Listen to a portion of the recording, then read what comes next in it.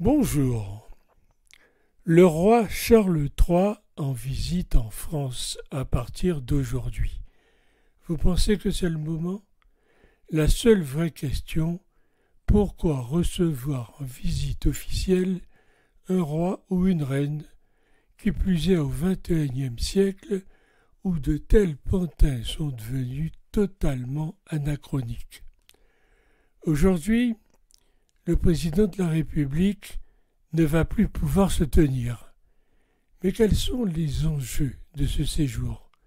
Dîner de gala, réunion fastueuse, quand l'inflation et le coût de l'énergie sont en train d'étrangler de plus en plus de Français. C'est se moquer du monde, non? Rien que le dîner à Versailles, dans la galerie des glaces, promet d'être dispendieux. Tout est affaire de symbolique en la matière, et la question se pose régulièrement. La République doit-elle renoncer à accueillir fastueusement ses hôtes de marque? Peut-être, mais c'est un vieux pays, avec une histoire prestigieuse, des traditions qui peuvent paraître datées, voire surannées. Renoncer à déployer tout cela permettrait peut-être de faire quelques économies, certes, mais on se couperait aussi d'un passé prestigieux. Comme pointent certains défenseurs d'une république des dorures, la France serait-elle encore la France? Paradoxaux, les Français eux-mêmes verraient-ils d'un bon œil une visite au rabais? Pas sûr.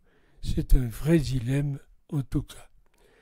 Cette visite, aujourd'hui, puise dans une longue tradition des visites royales entre deux vieilles nations qui sont passées par tous les stades des relations.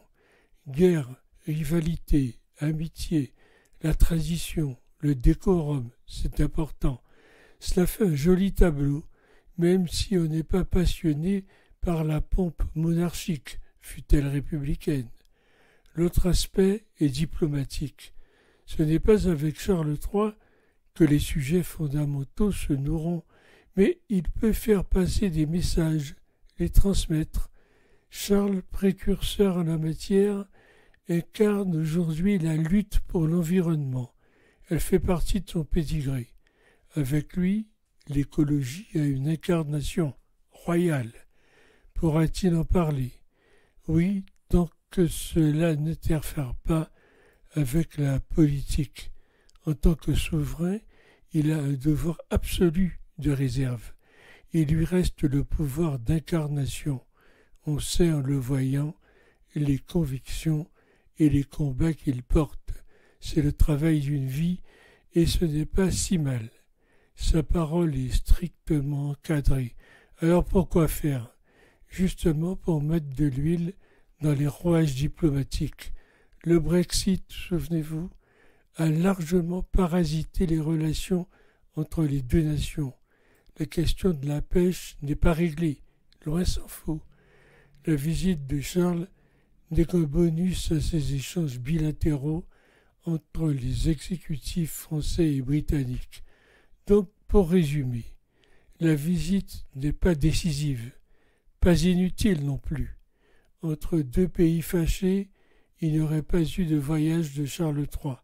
C'est donc un signe encourageant de rabibouchage entre la France et le Royaume-Uni. À demain.